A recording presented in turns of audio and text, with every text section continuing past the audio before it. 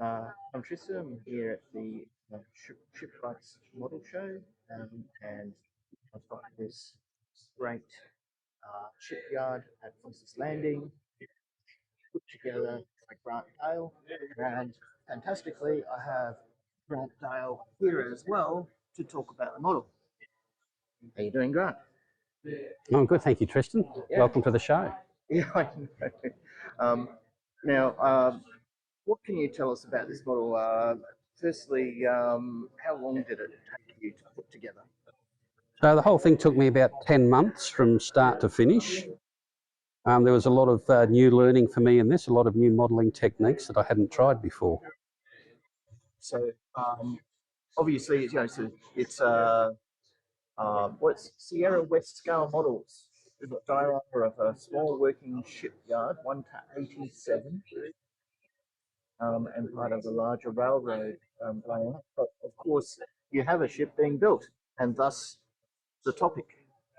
What inspired you to put this one together?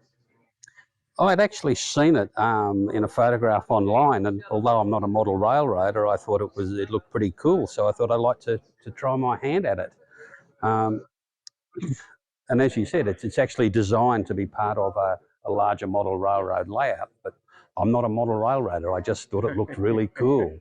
And when you look at the model, there is actually no front side to it. The way it's been designed is any of the four sides could be the front. Yeah. Well, I noticed too, it's like you've gone to quite a level of detail. And I think you said what it took about 9 months to put together? Yeah, 10 months to put together, start to finish, yeah.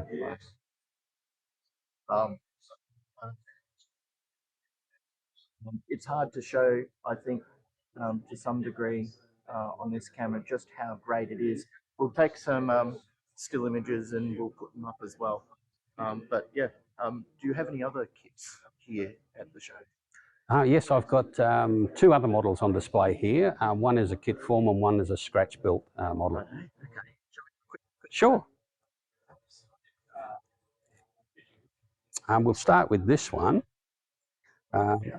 This is a cross-section of a mortar bomb vessel, the bomb vessel Granado, which was originally commissioned as a sloop but fitted out as a mortar bomb vessel in 1756. And this model is totally scratch-built from a set of plans. And the interesting thing about this model is that all the colour on it is achieved not through paint, but simply through different species of wood. For this one?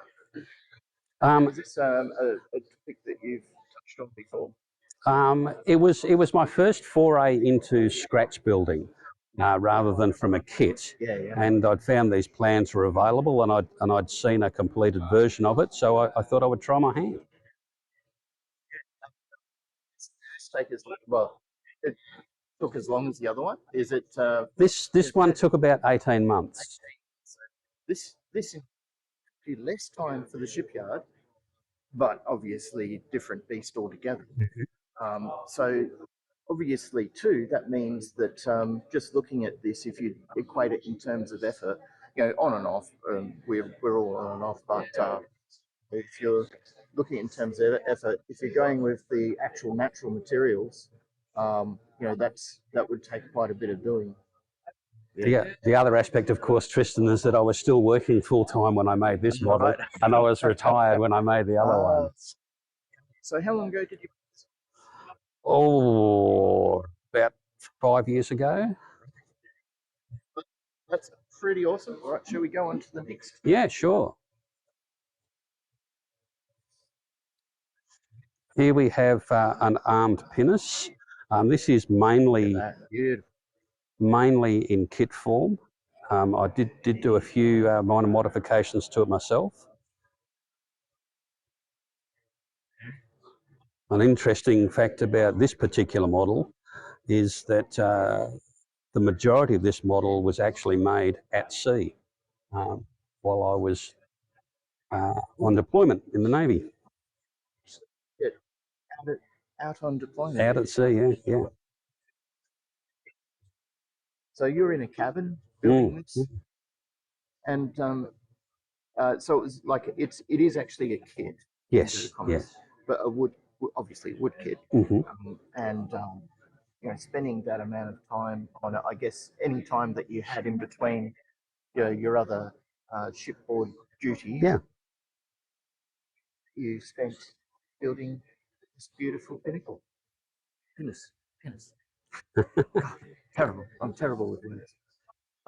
All right. Well, thank you. Thank you very much for quick talk about each of these.